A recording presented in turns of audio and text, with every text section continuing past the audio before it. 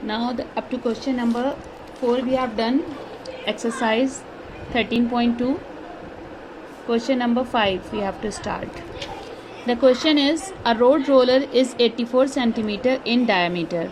Road roller का diameter जो है वो इट इज़ गिवन.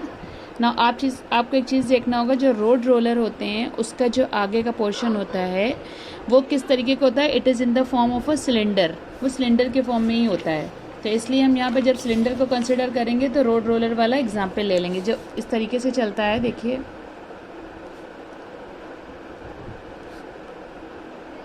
इस टाइप से होता है रोड रोलर. ठीक है, तो ये this is the radius of that and this one is the height of the cylinder. So a road roller is 84 centimetre in diameter. तो डायमीटर 84 सेंटीमीटर है, तो हम सिंपली क्या करेंगे, सबसे पहले रेडियस निकाल लेंगे. Radius will be 42 centimetre. Radius कितना आ गया, 42 centimetre. Okay done. And 1.8 metre in length. और हाइट कितनी है, 1.8 मीटर. यहाँ ये सेंटीमीटर में है, यहाँ ये मीटर में है. तो सबसे पहला काम हमें ये करना होगा कि इसको एक सेम यूनिट में चेंज कर लेंगे. या तो दोनों को सेंटीमीटर में कर लेंगे या फिर दोनों को मीटर में कर लेंगे.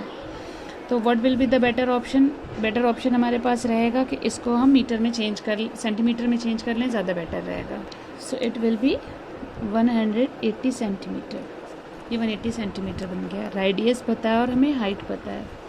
What next is known to us if it makes 12 complete revolutions in 1 second. अगर वो पूरा रोल होके 1 सेकेंड में 12 कंप्लीट रेवोल्यूशंस कर लेता है, मीन्स कि 1 सेकेंड में वो 12 बार अपना पूरा सरकमफेरेंस कवर करता है. एक रिवोल्यूशन का मतलब आप जानते हैं क्या हुआ. एक रिवोल्यूशन का मतलब है कि उसने अपने सरकमफेरेंस के बराबर डिस्टेंस कवर करा है. क्योंकि जब वो इस पॉइंट से स्टार्ट होगा और पूरा घूम के आके इसी पॉइंट पे रुकेगा, तभी उसका एक राउंड कंप्लीट होगा. और वो एक रिवोल्यूशन कितना होगा, जितना इस सर्कल का सरकमफेरेंस होगा. तो one always remember this thing that one revolution is equal to the circumference of its base. तो we know that distance covered in one revolution is equal to circumference of its base. जो उसके base का circumference होगा वही उसका distance होगा, which is equal to 2πr. तो इन्होंने क्वेश्चन ये पूछा, how much distance will it cover in 1 revolution. ठीक है, एक रिवोल्यूशन में उसने कितना डिस्टेंस कवर करा, जबकि 1 सेकेंड में वो 12 रिवोल्यूशन कर रहा है. ठीक है, तो नंबर ऑफ रिवोल्यूशंस हमें डिस्टेंस निकालना है covered in 1 minute. Sorry 1 revolution में उसने कितना डिस्टेंस करा है, तो which is equal to circumference of its base. Now number of revolutions. अभी हमें देखिए, अगर हम एक रिवोल्यूशन का तो सरकमफेरेंस ऑफ बेस होगा, लेकिन हमें निकालना कितना है, 1 मिनट में निकालना है. तो number of revolutions in 1 second is equal to 16. तो नंबर ऑफ रिवोल्यूशंस निकालना में कितना है, 1 मिनट में निकालना है. तो number of revolutions in 1 minute is equal to 16 into 60. कितने कर रहे हैं, 12 कर रहा है. Sorry, it will be 12 into 60, 720. कितने रिवोल्यूशंस कर रहा है वो, 1 मिनट में 720 रिवोल्यूशंस कर रहा है. Now distance covered in 1 revolution कितने होता है, 2πr, which is equal to 2 into 22/7 into r is 42.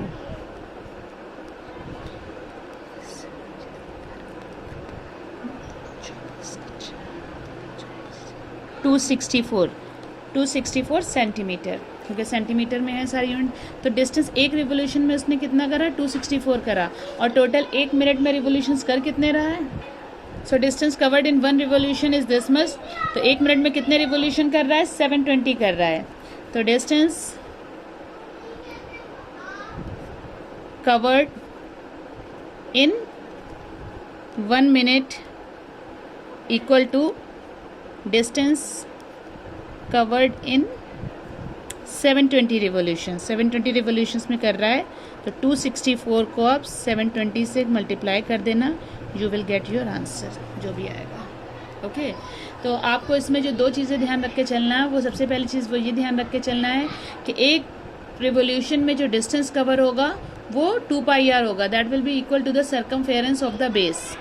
ठीक है, तो उससे आप क्या करोगे, एक रिवोल्यूशन का निकाल लोगे, फिर उसके बाद आप ये देख लो कि 1 मिनट में रिवोल्यूशन कितने होते हैं, जितने रिवोल्यूशन हो उससे उसे मल्टीप्लाई कर देना। This is your first part. इसका सेकेंड पार्ट भी है। Second part is how much distance will it cover in 1 minute. अच्छा, 1 रिवोल्यूशन में डिस्टेंस कवर इन 1 रिवोल्यूशन, ये हो गया आपका first part. First distance covered in 1 revolution is 264, distance covered in 1 minute, तो ये आपका हो गया second part. And third is how much area will it level in 1 minute, तो एरिया लेवल्ड इन 1 मिनट, तो एरिया लेवल कितना होगा, तो पहले सबसे पहले आप ये करिए, एक राउंड में देखिए कितना होता है। Area level in 1 revolution is equal to 2πRh, means which is equal to the curve surface area.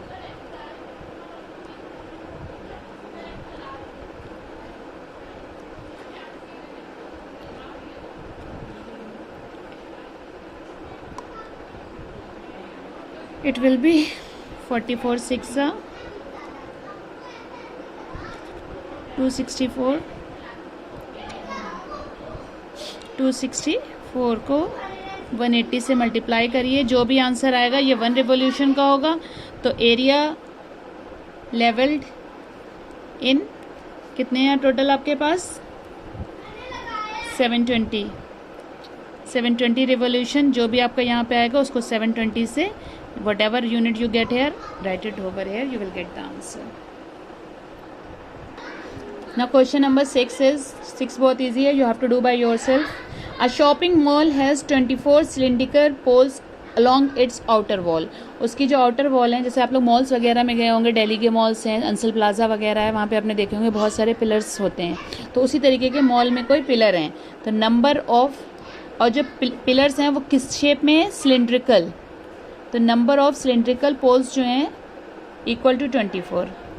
If all the pillars are 35 metre high and 1.8 metre in diameter, तो हाइट ऑफ पिलर कितनी है, height of pillar is equal to 35 metre and diameter equals to 1.8 metre, therefore radius is equal to 0.9 metre. Height आपको पता है, radius पता है, number of poles पता है, अब देखना है हमें फाइंड क्या करना है।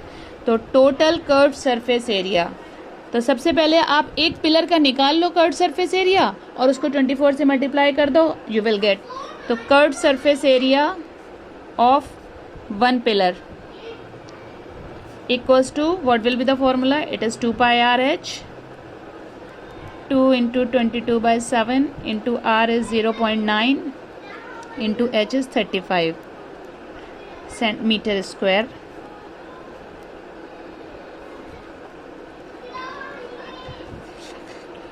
(198 meter square. The cost of 1 pillar is 198 meter square. Sorry, curved surface area. So total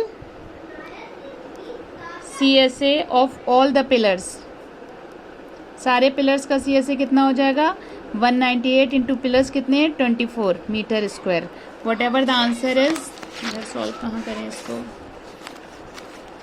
now whatever the answer you will get right here first part में। Second is cost of cleaning the pillars at ₹5.540, तो cost of, अब एक pillar को cost, जब आपके पास total pillars आ गए हैं तो कॉस्ट पिलर की एक अगर इतनी है तो टोटल एरिया से आप उसको मल्टीप्लाई कर देंगे। Cost of cleaning the pillars, इसको यहाँ ना छोड़िएगा, सॉल्व करिएगा, एट 5.50 पर मीटर स्क्वायर, तो यहाँ पे आपका जो भी प्रोडक्ट आएगा उसको आप 5.50 से मल्टीप्लाई कर देंगे, you will get the answer, whatever will come here you get and answer you will get. Now next question number 7। Question number 7 you have to do by yourself, very easy. The inner diameter of a circular well, कोई well है, कुआं है, उसका diameter दिया हुआ है आपको 2.8 metre. अब इनर वेल का दिया हुआ है और आपसे पूछा भी इनर वेल का ही गया है, तो जो भी आपको डायमीटर दिया वही सिलेंडर का डायमीटर होगा। तो diameter of cylinder is equal to 2.8 which implies that radius is equal to 1.4 metre. And depth मतलब हाइट दी हुई है 12 metre. Find the inner curve surface area and cost of plastering the inner curve surface area. तो diameter, radius आपको पता है, height आपको पता है, you can find the inner curve surface area. जो आए उसको 28 से मल्टीप्लाई कर देंगे, you will get the answer. So this is your homework, you have to do by yourself. Question number 8। Question number 8 का सिर्फ हमें स्टार्टिंग का पार्ट करना है, जहाँ से ऑल्सो लिखा हुआ है वो काट दीजिएगा, ठीक है। No need to do that part. Also the actual area of the metal sheet required to make this tank. तो आपको क्या करना है, find the curve surface area of a closed cylindrical storage tank with radius.